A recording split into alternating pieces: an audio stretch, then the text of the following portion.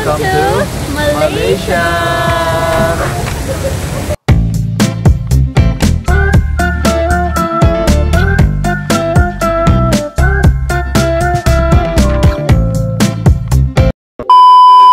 Good morning from the busy Terminal 3 of Ninoy Aquino International Airport. Ayun, nandito kami ngayon sa may departure area ng Terminal 3 kasi pupunta kami sa Kuala Lumpur. Yay! Yes, pupunta kami sa Malaysia. So, the plan is to stay in Malaysia for 5 days and then go to Singapore and stay there for 4 days. So, ayun. And kalalagpasan namin ng immigration and good job, love, kasi nalagpasan niya yung immigration kasi first time niya kasing mag-out of the country. Kaya I was feeling a bit anxious kanina kasi akala ko talaga i-offload si Carlos kasi first time niya kasing lumabas. Well, ako naman, I've been out of the country a couple of times kaya parang 90% sure ako kanina na hindi nila ako i-offload. Kasi makikita naman nila sa passport ko na may mga travel history na ako before so ayun. But luckily, pinayagan nila si Carlos. Wala naman kaming naging aberya. Kasi, ayun, kaya dito lang kami ngayon sa departure area. Hinihintay lang namin yung boarding namin. It is actually 10:30 a.m. and our plane doesn't leave until, I think, 1:15 p.m. So, ang dami pa naming oras para mag-ikot-ikot muna. And, ayun. Lola, how was your experience kanina sa immigration? Ano mga questions sila sa'yo? Experience? Hindi naman siya nakakaba. Hindi ako kita sa camera. Hindi naman siya nakakaba. Parang napakadali lang ng mga questions. Like, sino kasama ko? Anong relationship ko sa kasama ko? And sa nag-work. Saka hiningi lang yung boarding pass sa kanyang return. Samahan niyo kami sa travel namin na to. I will try to document everything and sabihin ko din sa inyo yung mga gastos namin para may idea kayo kung magkano yung gagastos niyo if magbabakasyon kayo sa Malaysia at sa Singapore. So, ayun. So, punta lang kami sa boarding gate and kita kids mamaya, okay?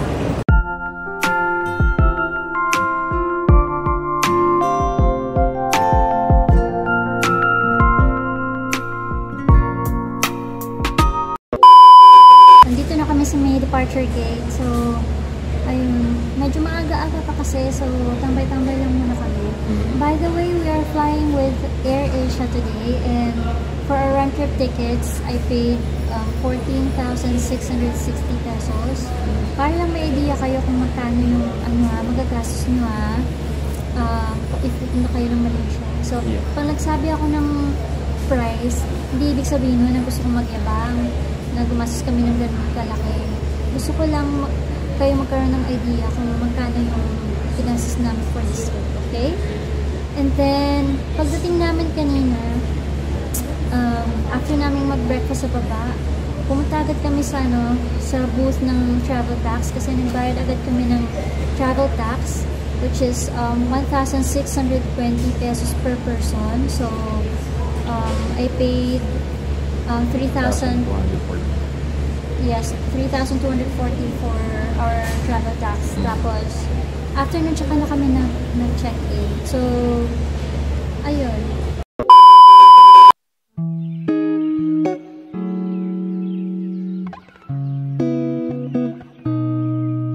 You see her walking down the boulevard. She got the posture of a superstar. She looks so fly in those Gucci slides. Yeah, yeah, I wonder what she hides under her disguise. Yeah, yeah, yeah, yeah. And all the girls around the world, they wanna be. Hi guys! Dito na kami sa Malaysia. Sabi ko kay Carlos kanina, naiintindihan ko na ngayon kung airport is an hour away from Kuala Lumpur. Kasi ano pala yung airport nila? Medyo nasa provincial area ng Malaysia. So, ayun. Papunta na kami ngayon sa arrival area kasi kadaan lang kami ng immigration and ika-claim namin yung mga bags namin. Ayun. Safe naman yung flight namin. Wala namang masyadong turbulence. Kaso, medyo uncomfortable si Carlos kanina kasi sumakit daw yung likod niya dun sa chair. Kasi medyo, hindi kasi naka-ganun. Parang I don't know how to describe it. Paano ba yung chair mo kanina ba? Nag-lean forward siya. Naka-lean forward daw yung chair niya. Kaya, uncomfortable siya. Kaya, ayun. But thank God, nakarating naman kami ng maayos dito sa Malaysia. And, ayun. First impression. Medyo provincial ang vibe. Dito kasi sobrang daming greeneries na dinaanan namin dito sa airport nila. Kasi, as I mentioned kanina, it's an hour away kasi from Kuala Lumpur, kaya ayun. Iniisip ko pa nga kung mag-grab ba kami or sasakay kami ng train kasi meron din kasing train dito. Kaya. And all they do just trying to score like it's fever. She lives a double life, puts on a show. What's under the subtle smile, we'll never know. She's a Mona Lisa.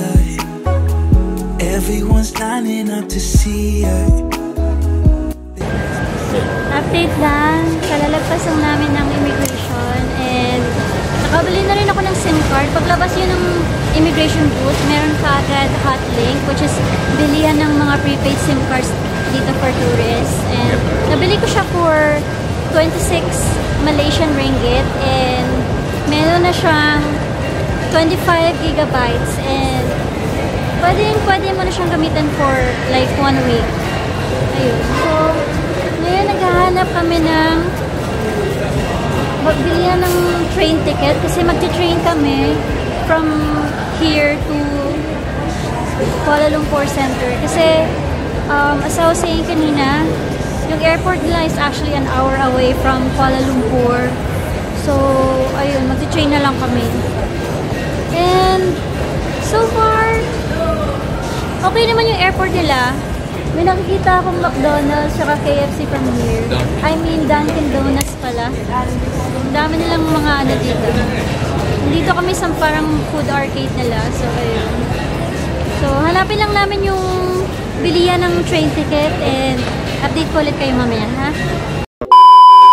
So, nandito na kami ngayon sa may train station. Dito kami ngayon nag-aabang sa platform A, as you can see there. So, inaantay na lang namin yung train na dumating papunta Kuala Lumpur. Ayan po si Kim. Ayan. By the way guys, baka habang inaantay natin yung train na dumating, patayin naman natin sa comment section si Kim kasi birthday na ngayon. Ayan, happy birthday lang! Thank you! Kaya pala yung train ticket pala na napili ko is 110 Malaysian ringgit. So, ayun, kayo na lang mag-convert. I think 1 Malaysian ringgit is equivalent to 12.50 pesos or 13 pesos. So, ayun. So, 110 Malaysian ringgit times 13 or 12.50 pesos na lang. Yun. Yun na yung... Ano yun? 110 for 2 na yun? Or... Sa ating dalawa. Okay, so technically para siyang like 55 ringgit per person. Yes, 55 ringgit per person. So, inaantay na lang namin yung train at update na lang namin kayo mamaya, okay? Nga pala, what I love about yung express train nila dito is, dito siya mismo sa airport. So, ang gagawin mo lang is, paglabas mo ng immigration, bababa ka lang dito sa parang pinaka-platform nila. And, ayun, makakasakay ka na ng train going to Kuala Lumpur.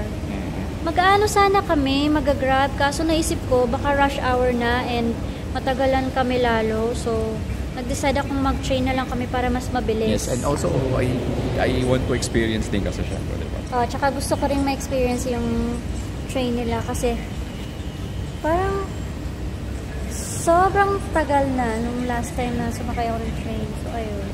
Sa Hong Kong ka pa atalas. Sa Hong Kong, Oo, diba? Yun, sa Hong Kong, yun pa yung pinaka-last pinaka-huling sakay ko ng train. I think that was, kailan yung 2017 yata. So, yun.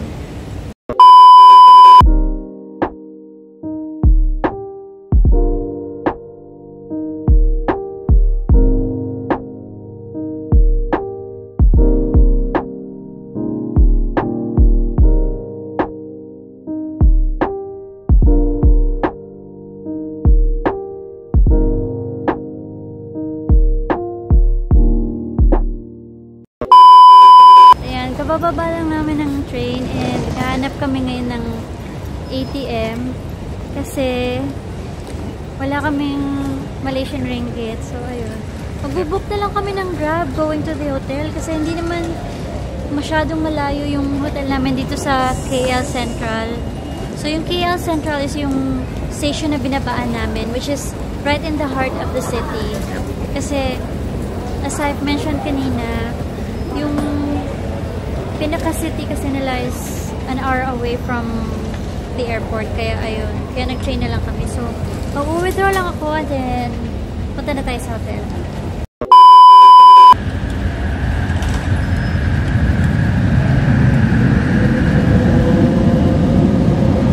Yan. Kakatapos ko lang mag-withdraw. So, nag-withdraw lang ako ng 500 ringgit muna. Tapos, pag naubos na namin, mag-withdraw na lang ako ulit. Tapos yung 500 ringgit, Malaysian ringgit pala, is equivalent to 6,366 pesos. So, ayun. Para lang may idea kayo kung magkano yung conversion ng pera nila dito. So, ayun. Magbubook muna ako ng Grab and mamaya update ko kayo ha. Talk to me, let's start a conversation. The next day. Hey guys! It's the next day as di na kami nakapag-vlog kagabi kasi pagka-check-in namin dito sa hotel, sobrang pagod na pagod talaga kami. So, nag-order, hindi na nga kami lumabas eh. Pagka-check-in namin, nag-order lang kami ng food via Grab Food and nag-order kami ng ano yun, nasi lemak with chicken sa McDonald's dito sa Malaysia. And our total bill sa McDonald's meal namin kagabi was 46 Malaysian ringgit. Ayun. And so far okay naman yung yung nasi lemak nila. Medyo maanghang lang kaya hindi ko kinaya yung sauce nila kasi sobrang anghang. But anyway, nakabihis kami ngayon kasi meron tayong pupuntahan. Pero makikita niyo yan sa next vlog namin. Yes. So ayun. So, thank you so much for watching this video and abangan niyo yung next vlog namin kasi may pupuntahan kami ni Carlos. And don't forget to subscribe to our YouTube channel. And follow us on our social media accounts. Yes, follow us on TikTok, Facebook, and Instagram. Bye guys! We'll see you on the next one. Bye.